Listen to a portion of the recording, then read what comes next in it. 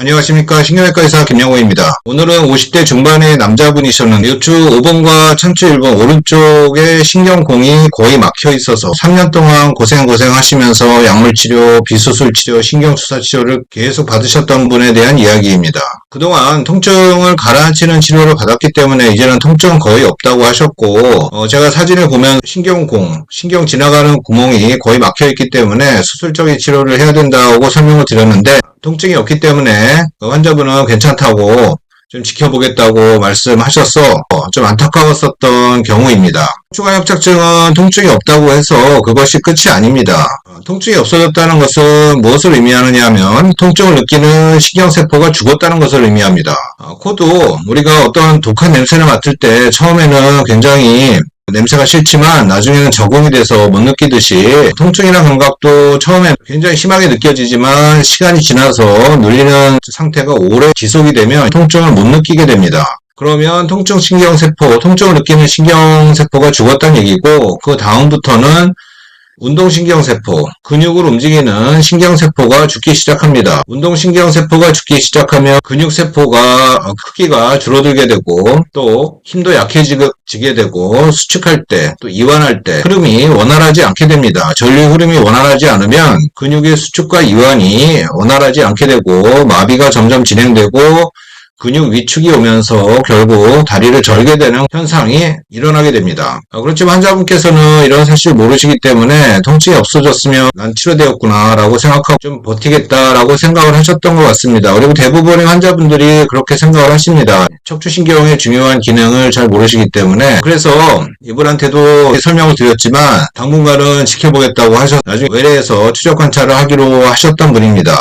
요추 MRI를 보면 먼저 이분이 오른쪽 신경 지나가는 길목, 신경공이 굉장히 좁아지게 된 가장 근본적인 이유 중에 하나가 엑스레이를 보면 이렇게 오른쪽으로 척추가 기울어져 있습니다. 측만증이 이렇게 심하게 와 있고 그렇게 되면 한쪽 부위만 힘을 더 받게 되고 또 반대쪽 부위는 힘을 덜 받게 되는 상태가 됩니다. 골다공증이 진행되고 뼈가 약해지고 디스크도 주저앉게 되면 이쪽에 신경이 지나가는 길목이 왼쪽에 비해서 오른쪽이 훨씬 좁아지게 됩니다. 가로로 자른 MRI에서도 보면 왼쪽으로 신경이 지나가는 신경공은 비교적 여유 공간이 있어서 신경이 잘 빠져나갈 수 있었지만 오른쪽은 완전히 막혀있는 소변입니다. 이렇게 막혀있게 되면은 척추신경도 세포기 때문에 혈관을 통해서 혈액이 잘 공급이 되어 혈액을 통해서 영양분과 산소를 공급받고 노폐분을 배출해내고 이산화탄소를 배출해내서 세포의 건강을 유지해야 되는데 혈액이 안 흐르게 되면 신경세포도 조금씩 죽어가게 됩니다. 이렇게 신경 지나가는 길목이 거의 막혀있는 상태로 방치하게 되면 척추신경은 서서히 죽어가는데 환자 자각 증세를 빨리 느끼지 못하기 때문에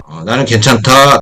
통증이 없으니까 치료됐겠거니 라고 생각하시는 것이라고 생각합니다. 세로로 자른 MRI에서도 보면 다른 쪽 3번과 4번이나 4번, 5번 사이에 신경 지나가는 신경공, 추간공이라고도 하고 또 신경공이라고도 하는데 이쪽 부위가 여유 공간이 많지만 요추 5번과 척추 1번 사이는 거의 막혀 있습니다.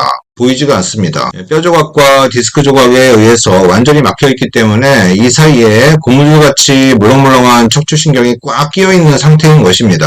2mm 정도 바깥쪽으로 나가서 찍은 신경공도 마찬가지로 막혀 있고 끝부분도 막혀 있습니다. 지금 눌리는 신경 요추 5번 척추신경인데 요추 5번 척추신경이 저렇게 눌릴 때 근육마비나 근육 위축이 빨리 진행이 되지 않은 이유는 좌골신경은 요추 4번과 5번, 척추 1, 2, 3번의 신경이 합쳐졌다가 다시 분지를 내면서 갈라지게 됩니다. 그렇지만 저런 상태가 계속 지속이 되면 결국 요추 5번 신경이 주로 담당하는 근육 부위는 마르게 됩니다. 그러면서 위축이 오게 되고 절게 되는 그런 장애를 입게 됩니다. 척추신경 하나 정도가 마비가 됐다고 해서 기능을 잃었다고 해서 생명에 지장은 없지만 걸을 때 상당히 불편하게 되고 또 일상생활할 때 불편을 많이 겪기 때문에 삶의 질이 확실하게 떨어집니다.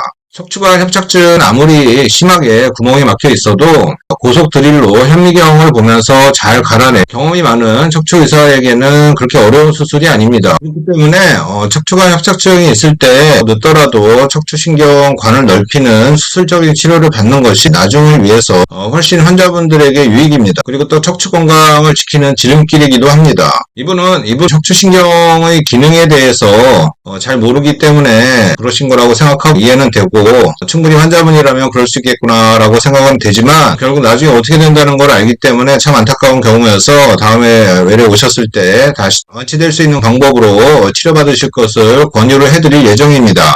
오늘 내용이 도움이 되셨다면 구독, 좋아요, 알림 설정 부탁드리겠습니다. 지금까지 척추관합착증, 척추디스크 탈출증을 치료하는 신경외과 의사 디스닥터 김영우였습니다. 감사합니다.